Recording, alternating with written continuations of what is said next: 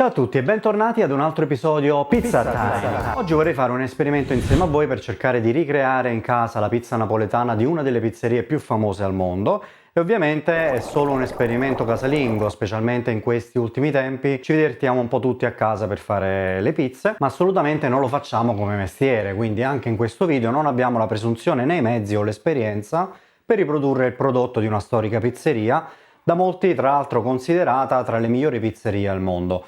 Ma cercheremo comunque di creare un prodotto che si avvicini all'originale, così da poterci divertire in questo tentativo. Ma facciamo prima un passo indietro per qualche cenno storico.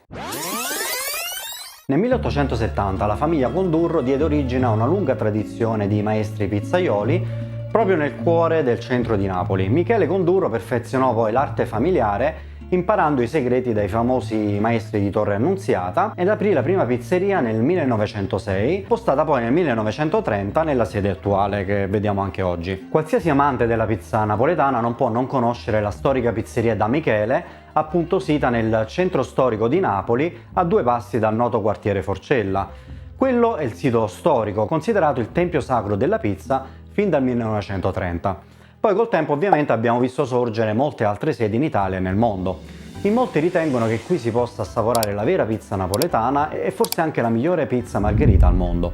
Si tratta di una pizzeria molto frequentata dai turisti, ovviamente anche da diversi VIP, ed è stata recentemente anche set di qualche scena di un noto film con Julia Roberts.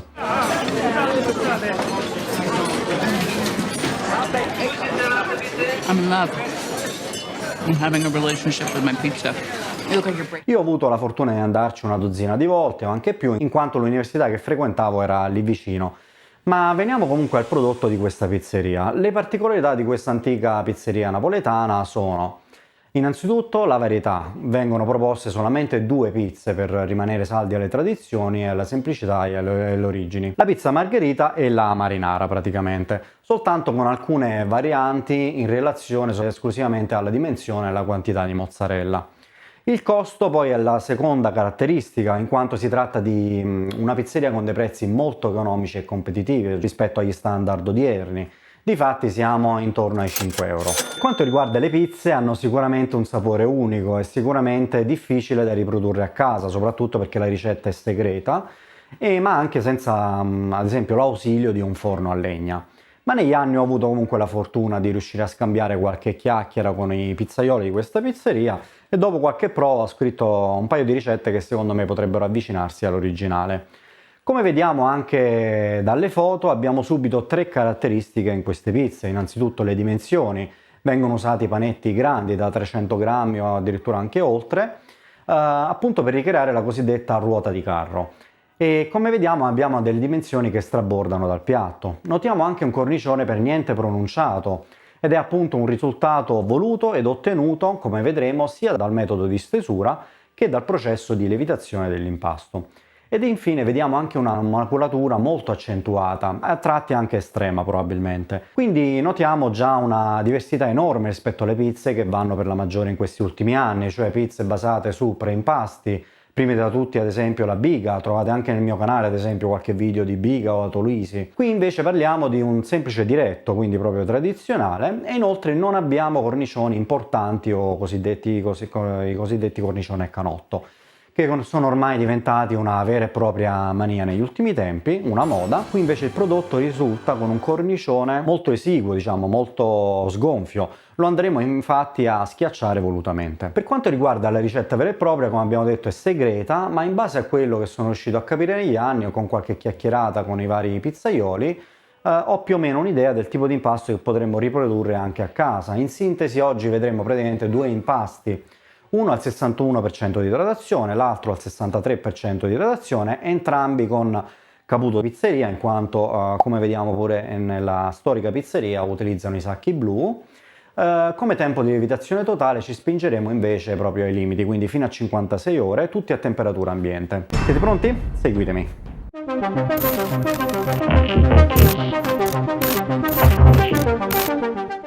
Allora, iniziamo immediatamente con gli ingredienti di cui avremo bisogno per la ricetta. Ovviamente li ho già pesati per voi e li verseremo esattamente nell'ordine che vediamo qui. Inizieremo innanzitutto con 396,8 ml di acqua fresca, passeremo poi a 19,8 g di sale marino, Per continuare 0,16 grammi di lievito di birra fresco.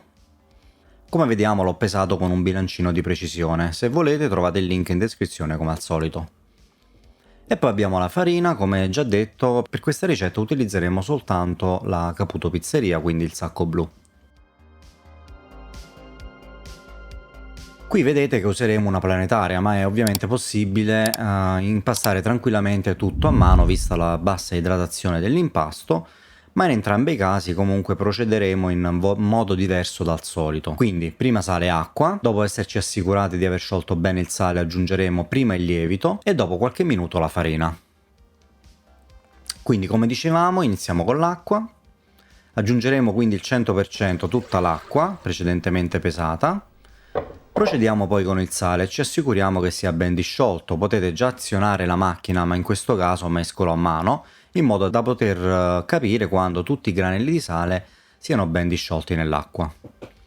Una volta fatto ciò procediamo con il lievito sbriciolato e faremo andare finché anche questo non sia ben sciolto nell'acqua. Mi raccomando però per meno di 5 minuti perché il lievito, come sappiamo, a contatto prolungato con il sale perde la sua efficacia.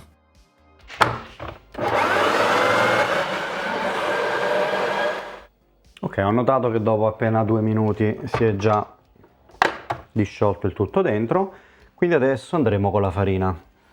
Importante sarà versarne il 90% adesso e poi il resto un po' alla volta successivamente.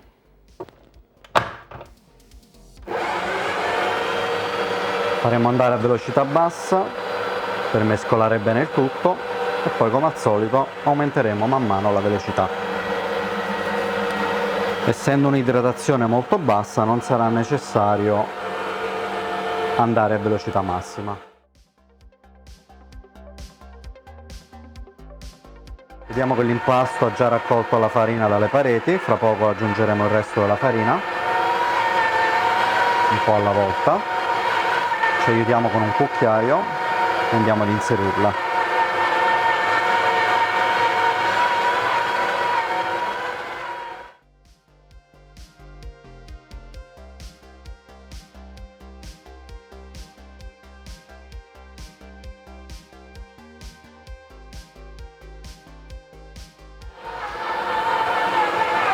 Dobbiamo aggiungere solo la parte rimanente.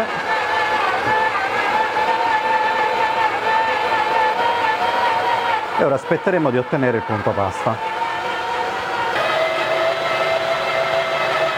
Vediamo che avendo un'idratazione bassa abbiamo incordato immediatamente l'impasto. Ora la toglieremo dal gancio per farla riposare un attimino e anche se vediamo che l'impasto non è per niente appiccicoso potremo comunque fare qualche ulteriore giro di planetaria. Una volta sul banco da lavoro possiamo procedere allargandolo leggermente senza però strapparlo e per poi richiuderlo su se stesso.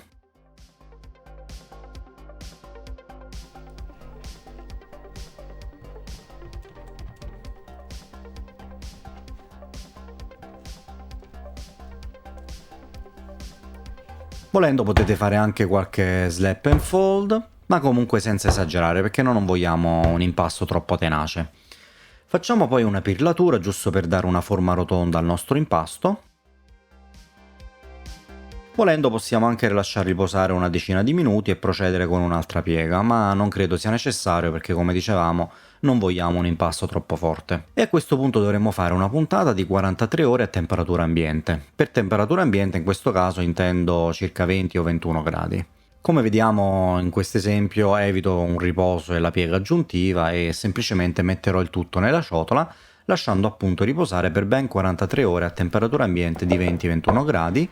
Per ottenere una temperatura stabile ovviamente consiglio di riporlo per esempio in un ripiano basso di un armadio o in un ripostiglio, lontano comunque da fonti di luce e di calore o anche correnti d'aria, in modo da avere una temperatura la più stabile possibile. Una volta coperto aspettiamo 43 ore quindi per poi procedere con lo staglio, quindi la suddivisione dei panetti. E per finire faremo un appretto di 10 o 12 ore, sempre tutto a temperatura ambiente di 20 gradi.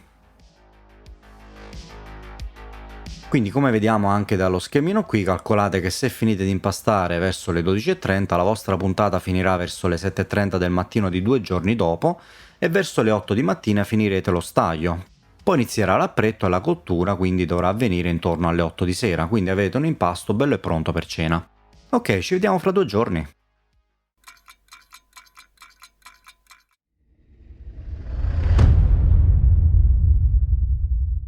E rieccoci qui dopo 2 giorni e vediamo subito come si presenta l'impasto dopo 43-44 ore di temperatura ambiente. Personalmente non ho usato olio nel recipiente per non alterare la ricetta, ma se volete facilitare l'asportazione dell'impasto potete ovviamente passare un velo d'olio nel recipiente prima di inserire l'impasto. Procediamo ora con lo staglio. Questo tipo di impasto e di pizza richiede panetti molto grandi, da circa 300 grammi o anche più, anche perché in fase di stesura dovremmo raggiungere un diametro di 35 cm o oltre. Nel nostro caso però l'esperimento si farà in un fornetto portatile con diametro della pietra di circa 31 cm, quindi ovviamente non potremmo andare oltre un diametro di pizza di 28 o 30 cm, ed è per questo che lo staglio di conseguenza lo faremo con dei panetti più piccoli, quindi diciamo intorno ai 250 grammi. Chiudiamo ora il panetto su se stesso come sto facendo, potete anche aiutarvi con i pollici spingendo l'impasto dentro in modo da far prendere aria e allo stesso tempo rendere la superficie più liscia ed omogenea. Poi una pirlatura per arrotondarlo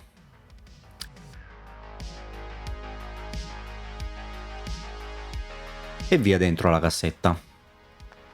Mentre faccio i panetti noto che l'odore è più acido rispetto ai soliti impasti, proprio per via della durata della puntata a temperatura ambiente, e l'impasto è comunque perfettamente gestibile anche per via della bassa idratazione. Se ci avanza un po' di impasto ovviamente non lo butteremo, ma faremo un panuozzo o una focaccia bianca ad esempio. Ed ecco il risultato a staglio completato. Calcolate che ora sono circa le 8 di mattina, lasceremo quindi per 12 ore a temperatura ambiente così che sarà pronto per le 8 di sera.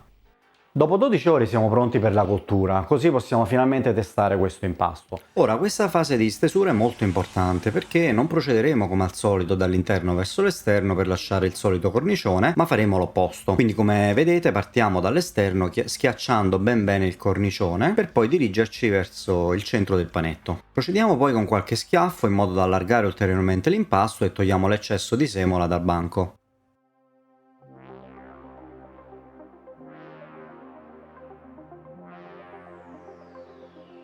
Anche la cottura dovrà essere molto importante e dovrà essere violenta, come anche confermato dal primo pizzaiolo della pizzeria, Emanuele Liguori, che in diverse interviste afferma che nella storica pizzeria le pizze cuociono per appena 40 secondi a 500 gradi nel forno a legna. Come vediamo qui sto facendo una semplice margherita e la cuoceremo per circa 60 secondi a 520 gradi circa su pietra.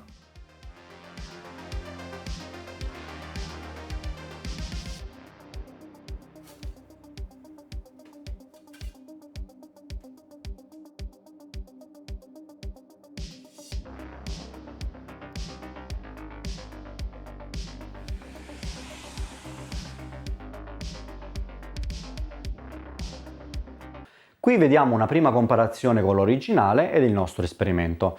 Ovviamente ho sbagliato ad utilizzare l'olio extravergine d'oliva perché nella storica pizzeria utilizzano l'olio di semi se non erro, comunque gli odori e sapori erano eccezionali, sapore che però comunque ricorda la pizzeria da Michele, ma siamo comunque ovviamente come ci aspettavamo, d'altronde lontani dal risultato originale.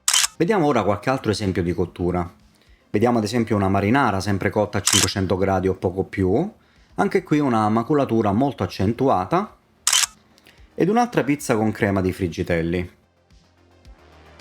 Quest'ultima che vediamo è invece con crema di friarielli, salsiccia, guanciale e provola, ma comunque sono tutte pizze sempre caratterizzate da questa maculatura fitta ed accentuata. Passiamo ora alla prova con l'altro impasto. In questo caso, come vediamo qui alla mia destra, abbiamo un impasto al 63% di idratazione. Ipotizzando sempre una quantità di farina di 650 grammi, avremmo 408 grammi di acqua, 0,10 di lievito e 20 grammi di sale. Varieremo leggermente anche le tempistiche, quindi con una puntata di 24 ore a temperatura ambiente di 20 gradi, staglio e poi un appretto che va dalle 10 alle 24 ore sempre a temperatura ambiente. La procedura dell'impasto invece sarà esattamente la medesima che abbiamo già visto precedentemente. Io qui comunque sono andato leggermente oltre con l'impasto, infatti sono arrivato a 50 ore, quindi 24 più 26.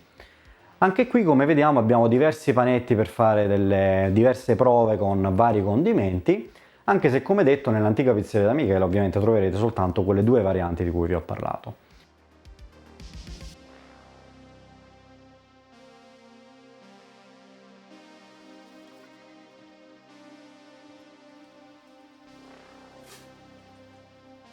Dopo circa un minuto di cottura ecco una capricciosa, come vediamo fatta in due versioni, una con olive nere di Gaeta ed una senza.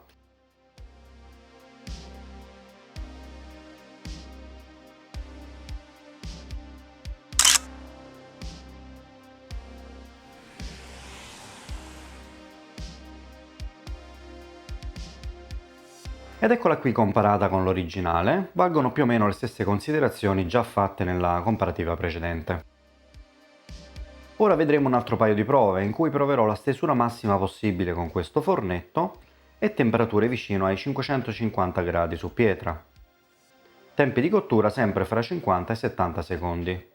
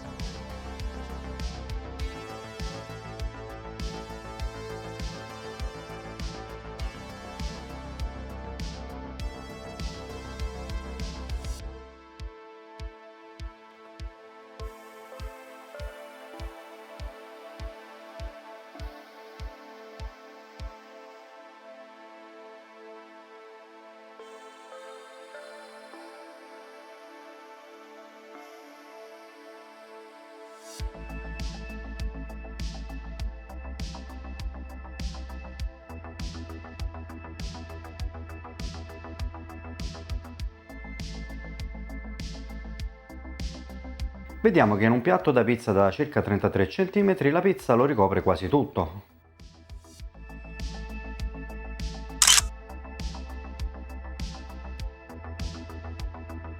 Quindi, come abbiamo visto nel mio esempio, è un esperimento tranquillamente riproducibile anche a casa con un po' di accorgimenti e di tecniche. Il problema principale è probabilmente la temperatura di cottura, perché non tutti hanno dei forni capaci di offrire 500 gradi o più sulla pietra. Nel forno di casa sarà ovviamente molto più difficile, ma dopo averlo riscaldato al massimo per un'oretta e con l'utilizzo di una pietra refrattaria o lastra d'acciaio, a patto ovviamente di avere la pizza molto vicina al grill incandescente, riuscirete comunque a tentare l'esperimento in un modo o nell'altro. È ovvio che le differenze con l'originale ci saranno sempre. Differente sarà sicuramente la maculatura, che non è raggiungibile in modo completo ed uniforme con un fornetto elettrico portatile nel mio esempio. Così come anche la dimensione, ovviamente. Una pizza a ruota di carro è impensabile ovviamente in un forno portatile del genere con una pietra da 31 cm o poco più, dove avremo quindi più una pizza a ruota di scooter che a ruota di carro. A breve comunque ritenteremo l'esperimento sempre su questo canale anche con altri forni, quindi iscrivetevi se volete saperne di più. E questo è tutto per oggi, lasciatemi un commento sotto se volete e se trovate questo video utile magari lasciatemi anche un like e condividetelo con gli amici. Vi invito anche a guardare gli altri video del canale, potreste trovare comunque qualcosa di utile, ma come sempre vi ringrazio per la visione e vi aspetto numerosi nei prossimi video.